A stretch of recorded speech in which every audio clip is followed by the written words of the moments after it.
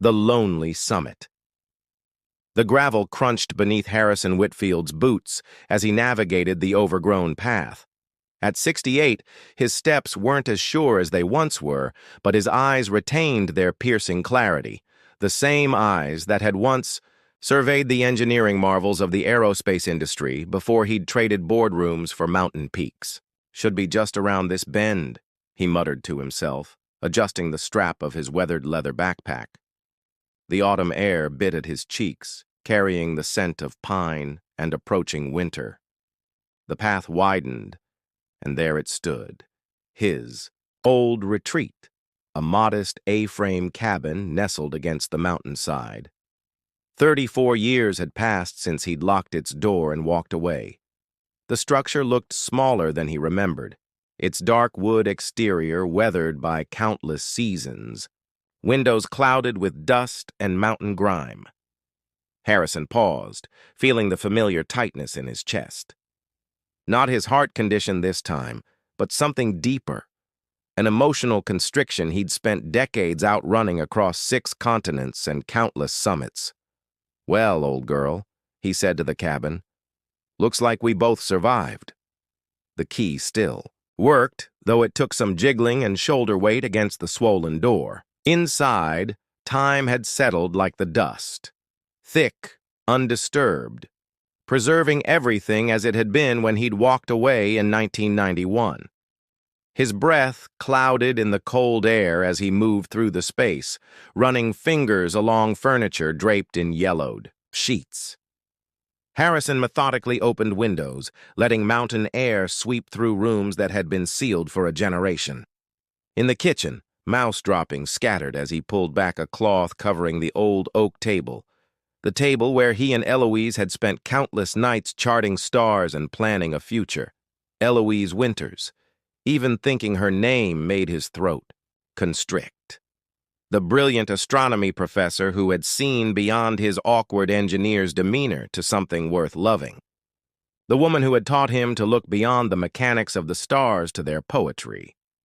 The person he had left behind when the aerospace industry had called him to projects too classified to discuss, too important to decline. It was the opportunity of a lifetime, he reminded himself, the justification sounding hollow even after all these years. Harrison lit the old wood stove, grateful for the dry firewood stacked on the porch, presumably the work of the property management company he paid to check on the place annually. He hadn't expected to return. Yet here he was, drawn back after his doctor's prognosis. 6 months, maybe a year with treatment. In the bedroom, he stripped dusty linens from the bed and replaced them with fresh ones from his pack. His movements were practiced, efficient, the same precision that had made him valuable to NASA and later to 3 startups that had built his fortune. Money that now sat largely untouched in accounts whose passwords he sometimes struggled to remember. Dusk approached. Harrison stood on the porch, watching alpenglow paint the distant peaks. He sipped whiskey from a metal cup and wondered if Eloise still loved these mountains, if she still tracked celestial bodies through telescope lenses, if she ever thought of him. He had never tried to find her. Career ambition had given way to adrenaline addiction, each mountain summit a substitute for the connections he'd severed. Now, with limited time remaining, Harrison had returned to the last place he remembered feeling complete. Tomorrow he would begin sorting through the cabin, preparing it for sale or perhaps donation to the university. Tonight, he would sleep beneath the same roof where they had once planned to grow old together, counting shooting stars and tracking constellations across seasons. In the darkness of the mountain night, Harrison Whitfield finally allowed himself to wonder what might have been, unaware that in the desk drawer of the study lay answers he had never sought, waiting patiently, as they had for decades, to be found. Paper memories, morning light filtered through dust-speckled windows as Harrison made his way to the study. This small room had once been Eloise's favorite, a compact space with a desk positioned perfectly to catch the eastern sun. It was where She would sketch star charts and draft her academic papers, while he tinkered with mechanical designs. The desk stood untouched, its surface covered with a thin layer of dust that Harrison wiped away with his palm. He pulled open the center drawer, expecting to find old pencils or perhaps blank paper. Instead, he discovered a stack of leather-bound journals, their spines numbered sequentially and dated. "What on earth?" he murmured, lifting the first volume. The handwriting on the first page was unmistakable. The elegant, precise script of Eloise Winters. June 17th, 1991, Harrison left today.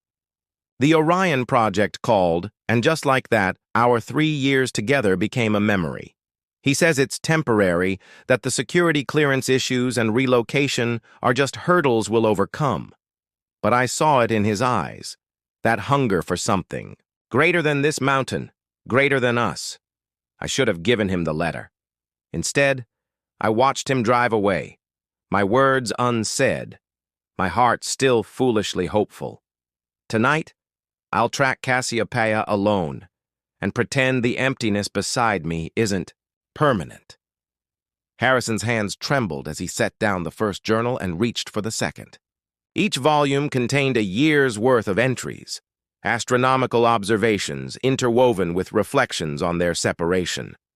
Eloise had continued writing as if in conversation with him, detailing celestial events they had planned to witness. Together, April 12, 1994, the Perseid meteor shower peaked last night. Remember how we planned to drive to the northern ridge to watch it? I went alone. The sky was exceptionally clear, and I counted 73 meteors in 3 hours. I found myself wondering if you were watching too, somewhere beneath the same sky. The university granted me tenure today. I dedicated my research paper on solar flare prediction models to you, though I used only your initials. Some part of me hoped you might see it in the Journal of Astrophysics and recognize your influence on my work. I drove by the cabin yesterday. Everything remains as you left it. I still can't bring myself to enter. It feels like opening a time capsule not yet meant to be disturbed. As morning stretched into afternoon, Harrison methodically read through each journal, tracing Eloise's life through her words. She had never married, instead channeling her passion into revolutionary research on stellar phenomena. Her career had flourished, visiting professorships at Cambridge and Tokyo University, a series of groundbreaking papers, awards that established her as a leading voice in astronomy. Yet throughout her professional triumphs, the journals revealed a woman who still set an extra place at dinner on their anniversary, who still looked for him at conferences where aerospace and astronomy intersected, who still loved the man who had chosen ambition over partnership. In the journal dated 2007, Harrison found himself mentioned with particular frequency. September 8th, 2007. I saw you today, Harrison. You didn't see me. It was at the International Space Symposium in Geneva. You were presenting on propulsion systems for the Mars Initiative. You looked distinguished with your silver hair, still tall and straight-backed, though thinner than I remembered. I almost approached you during the reception. I had rehearsed what to say for years, but when the moment came, I watched you from across the room instead. You were surrounded by admirers, nodding seriously at their questions. The Harrison Whitfield who had become something of a legend in your field. Later, I heard you had left early to climb Mont Blanc. Always reaching for heights, my Harrison. Always looking up and beyond. Tonight I'm tracking a new celestial body that might be named after me. I find myself wishing I could share this moment with you. Some discoveries feel hollow when celebrated alone. The final journal entry was dated just 2 years ago. Harrison's heart pounded as he read the last words Eloise had written in these private volumes. December 31st, 2023. The Whitfield Winter Comet returns in 18 months. They named it for us, though few know the connection is more than professional. Your calculations and my observations combined decades ago during those summer nights at the cabin proved correct. Our comet comes home on its predicted orbit. My diagnosis came today. Glioblastoma. Inoperable. The doctors speak of months, not years. I find a certain poetry in this timing, that I might not see our comet's return. I've instructed Miranda to maintain these journals. Perhaps someday you'll return to the cabin and find them. Perhaps not. Either way, I've lived a life rich in discovery, if somewhat poorer in love than I once imagined. The universe we studied together taught me that nothing truly ends. Matter transforms, energy converts, light travels eternally through space. Perhaps the love I've carried was never wasted, just traveling still, reaching toward some distant shore. Look up on July 17th, 2025, my dear Harrison. Our comet returns. Some part of me will be watching with you. Harrison closed the final journal, his vision blurred with tears. Eloise was gone. The brilliant mind that had mapped stars and tracked celestial bodies had departed this earth, leaving behind only these paper memories and a date. July 17th, 2025. Just 9 months from now. Would he even live to see their comet's return? With trembling hands, Harrison reached for his phone and searched for Eloise Winters, astronomer. The screen filled with results, articles about her, groundbreaking research, an obituary from Princeton University commemorating their distinguished professor emerita, and multiple references to the Winters Observatory in northern Vermont.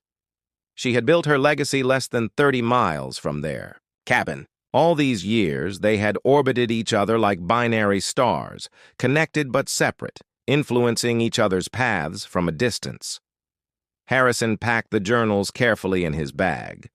Tomorrow, he would seek out this observatory and the people who had known Eloise in the years after he'd left. Perhaps there he might find some measure of the closure that had eluded him for decades. Stargazer's Legacy.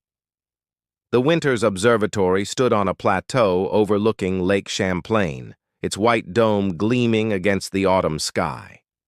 Harrison parked his rental car in the small lot and sat for a moment, gathering his courage. The modern building, with its attached research facility, bore little resemblance to the modest university observatory where he had first met Eloise nearly 40 years ago. Inside the lobby, a bronze plaque commemorated the observatory's founder, Dr. Eloise Winters, 1965-2023, who taught us to look beyond what we know to what we might discover. Below her name was a quote. "The stars are constant, but our understanding evolves. Keep looking up. Can I help you?" A young woman approached, her ID badge identifying her as a research assistant. "I'm looking for information about Dr. Winters," Harrison said, his voice rougher than he intended. "I'm an old friend." The woman's expression softened. Most of Dr. Winters's personal effects were donated to the university archive, but Dr. Castillo might be able to help you. She was Dr. Winters's last doctoral student. Her office is down the hall.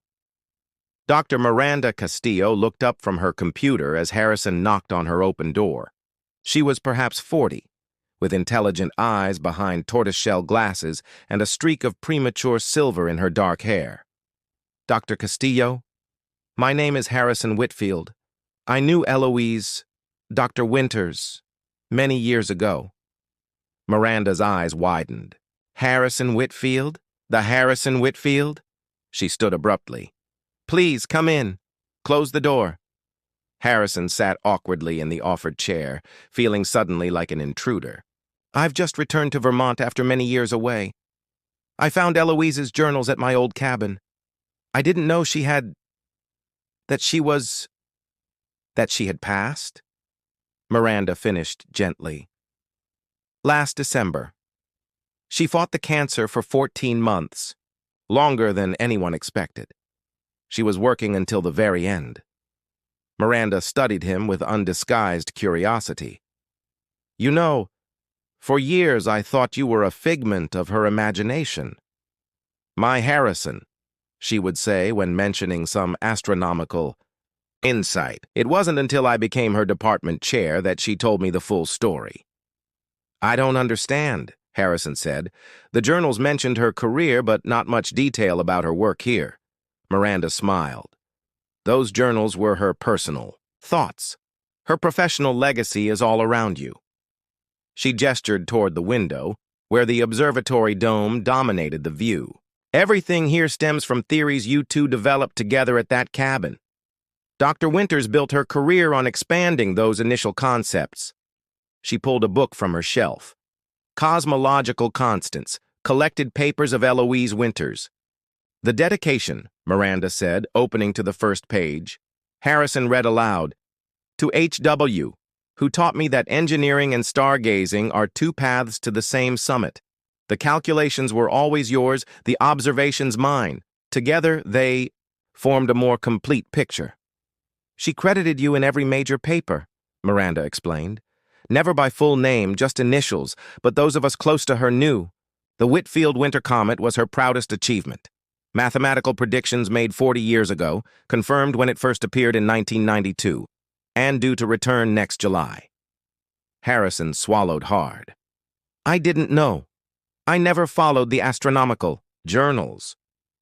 But she followed your career, Miranda said. Every award, every innovation in aerospace engineering. She kept a file. She hesitated. There's something else you should see. Miranda led him through the observatory to a smaller dome, attached to the main structure. Inside, a massive telescope dominated the space, its brass fittings gleaming in the subdued lighting. This is the original, Miranda explained. The one she built with her first major grant in 1997. Most visitors see the newer equipment, but this was her favorite. Harrison approached the telescope reverently. Engraved on a small plate near the eyepiece were words that made his heart stutter. Foreseeing what is distant, but never truly gone. E.W. She used this to track your comet on its first confirmed appearance, Miranda said quietly. She was famous by then, but she came alone at midnight to observe it. I was her graduate assistant. She wept when she found it exactly where your calculations had predicted. Harrison placed a hand on the cool metal of the telescope, feeling a connection to Eloise more tangible than anything the journals had provided. Here was her life's work, built on a foundation they had created together. There's one more thing, Miranda said, unlocking a cabinet beneath the telescope mount. She left instructions that if you ever came looking, this should be given to you. She handed Harrison a sealed envelope, his name written in Eloise's distinctive script.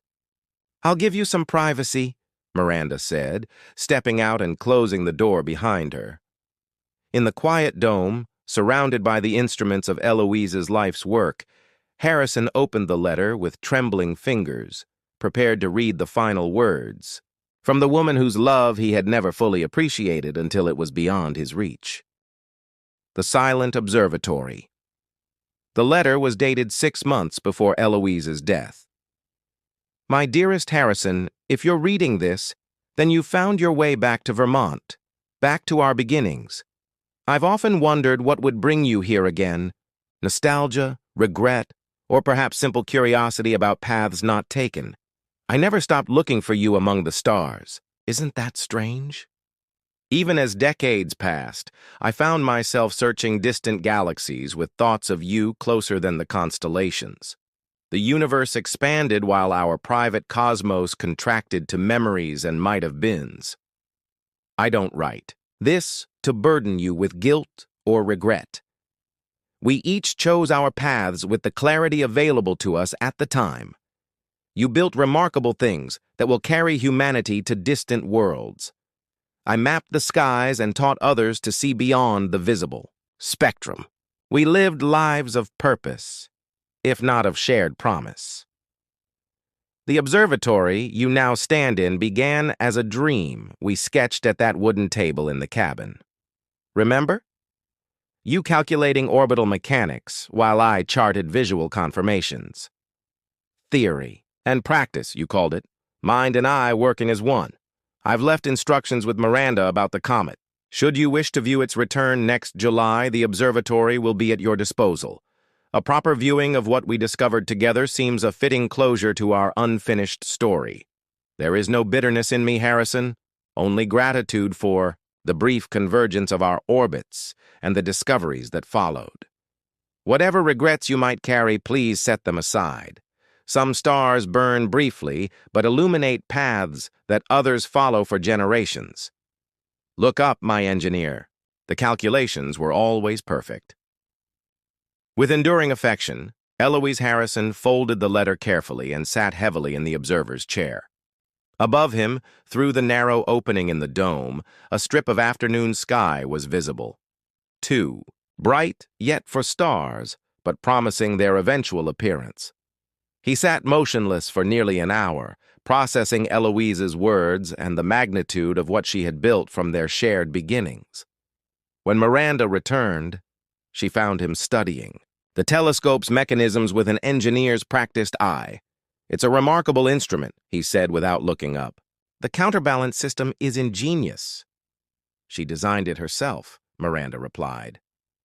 "Rejected 3 manufacturers' proposals before creating her own specifications." Harrison nodded, recognizing Eloise's perfectionism.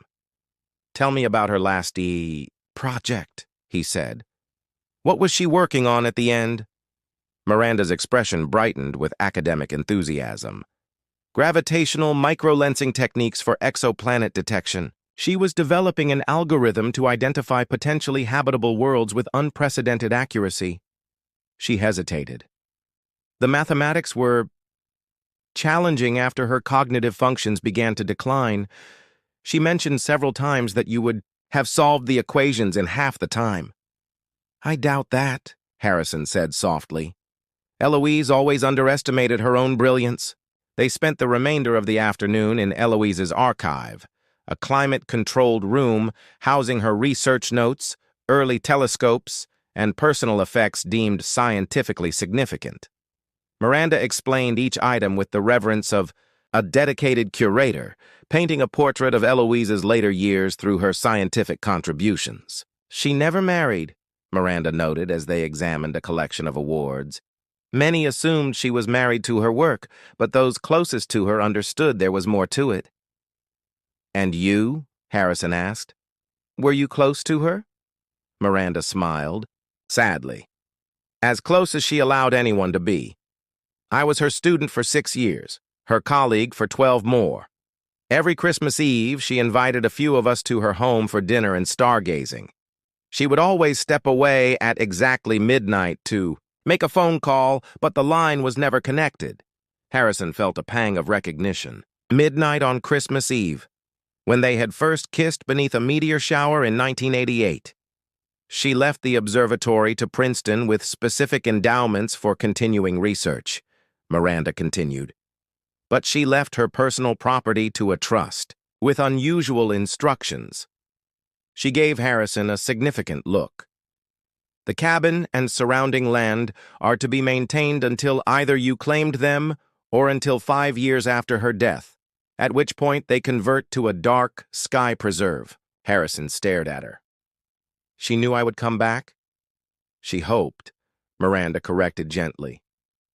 "The trust has been paying for basic maintenance. The attorney managing it contacted me when you arrived in town. Apparently they've had someone watching the property." The revelation that Eloise had preserved their shared space, had essentially held it in trust for him, overwhelmed Harrison. While he had been climbing distant mountains and building aerospace empires, she had been quietly maintaining the possibility of his return. "There's one more thing," Miranda said, checking her watch. "If you're willing to stay until evening, we have a monthly public viewing night, but I can open the main observatory dome early.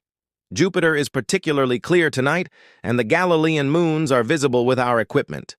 Harrison recognized the invitation for what it was, a chance to participate in the work that had defined Eloise's life after their separation, to see the universe through the instruments she had designed. To, in some small way, complete a circle broken decades ago. "I would like that very much," he said.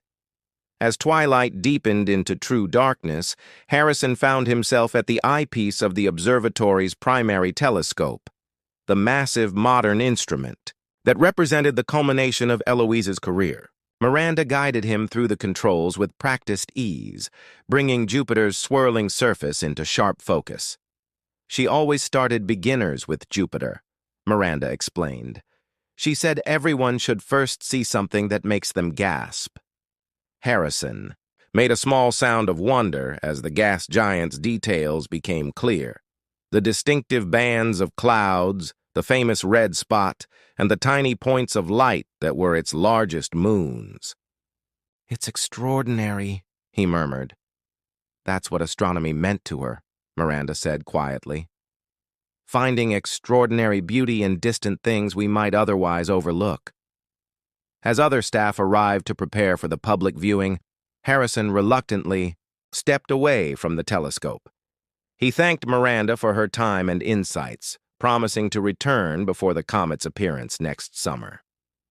Walking to his car under the star-filled Vermont sky, Harrison felt both emptier and fuller than he had in decades. The prognosis hanging over him, 6 months, maybe a year, now seemed less like an ending and more like a deadline for reconciliation with the past he had abandoned. Tomorrow he would return to the cabin with new eyes, not to prepare it for sale, but to begin restoring it as a personal observatory. A place where, in whatever time remained to him, he might reconnect with the stars, and through them, with Eloise. Celestial Reunion. The 9 months that followed transformed both Harrison and the cabin. Despite his doctor's grim timeline, a new treatment protocol had stabilized his condition, granting him what his oncologist cautiously termed borrowed time.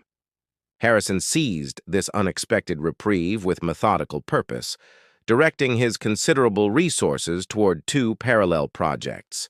First, he established the Eloise Winters Memorial Scholarship for Women in Astrophysics, endowing it generously, enough to support 5 doctoral candidates annually in perpetuity. The announcement sent ripples through the academic community, connecting Harrison's name publicly with Eloise's for the first time. Second, he renovated the cabin, modernizing its infrastructure while preserving its character. The most significant addition was a small, professional-grade observatory dome attached to the rear deck, housing a telescope nearly identical to Eloise's original instrument. Local contractors, initially bewildered by the precise specifications demanded by this quiet older gentleman, eventually recognized they were participating in something meaningful.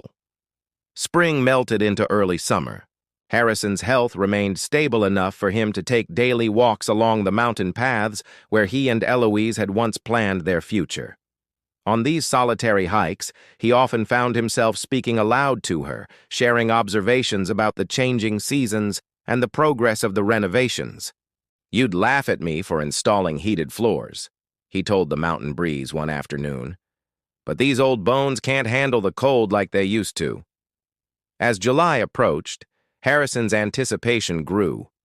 The Whitfield winter comet's return had become a minor astronomical event, with scientific journals publishing retrospectives on its discovery and significance. Several mentioned the reclusive aerospace engineer, whose early calculations had helped identify its orbit, though none connected this figure to the man now living quietly in the Vermont mountains. Miranda visited regularly, bringing updates from the observatory and helping Harrison calibrate his new telescope. She never commented on the obvious, that he was preparing for an event his health might not permit him to witness. But her careful instruction ensured he would be ready if the opportunity arose. On July 15th, 2 days before the comet's predicted peak visibility, Harrison received unexpected visitors. 3 graduate students from the Winters Observatory arrived bearing a package and a request. "Dr. Castillo sent us," explained the eldest, a serious young woman named Jasmine. "We're the first recipients of the Winters Whitfield Scholarship." She presented the package carefully. This was recovered from Dr. Winters's personal effects at Princeton. Dr. Castillo thought you should have it before the comet's appearance. Inside, the package was a small brass astrolabe, an antique astronomical instrument Harrison recognized immediately. He had given it to Eloise on her 30th birthday, the last one they had celebrated together. "There's more," said another student, unfolding a star chart. "These are Dr. Winters's original hand-calculated coordinates for optimal viewing positions for the comet. She updated them every 5 years. The final calculations were completed 3 weeks before her death." Harrison studied the precise notations, recognizing Eloise's methodology. She had identified 3 primary viewing locations: the observatory, the northern ridge they had once hiked together, and the cabin itself. "We'd like permission to join you here for the viewing," Jasmine said. "Dr. Winters always said scientific discoveries should be witnessed in community." Harrison agreed, surprisingly, moved by the prospect of sharing this moment with Eloise's academic descendants. That evening, he sat on the cabin porch with the astrolabe in his hands, watching darkness settle over the mountains and thinking about cycles, of comets, of lives, of love that travels great distances, only to return changed but recognizable. July 17th dawned clear and remained so as evening approached, perfect conditions for astronomical observation. By sunset, a small gathering had assembled at the cabin. Miranda, the 3 scholarship recipients, 2 senior astronomers who had collaborated with Eloise, and Harrison. They shared a simple meal as darkness deepened, exchanging stories about Eloise and her contributions to their field. At 11:30 p.m., they moved to the new observatory dome. Harrison took his position at the primary telescope while others prepared secondary instruments or simply stood watching the sky with naked eyes. Miranda operated the dome controls, opening the slit to reveal a perfect swath of star-filled sky. "Based on Dr. Winter's calculations," Miranda announced, "the comet should become visible at approximately 11:52 p.m., approaching from the northeast quadrant." Harrison made final adjustments to the telescope, his engineer's hands steady despite the emotion tightening his chest. The minutes ticked by in expectant silence. At precisely 11:51, Miranda whispered, "There." A collective murmur rose as the first person spotted it, a smudge of light distinguishable from surrounding stars by its subtle movement and faint tail. Harrison focused the telescope, bringing the comet into sharp relief. Through the eyepiece, the Whitfield winter comet appeared exactly as their calculations had predicted decades ago, its nucleus compact and bright, its tail extending in a gossamer streak across the backdrop of fixed stars. "It's perfect," Harrison said, his voice thick. "Exactly as we predicted."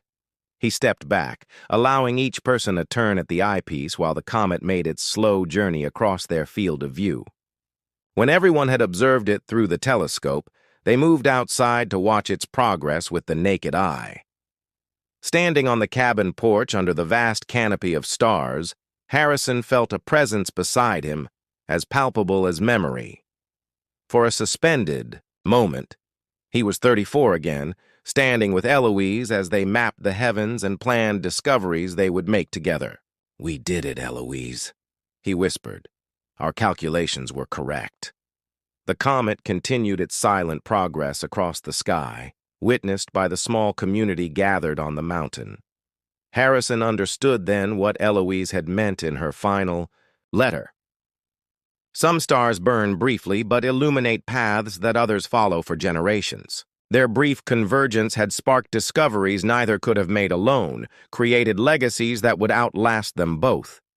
In the months that followed, Harrison's health began its final decline.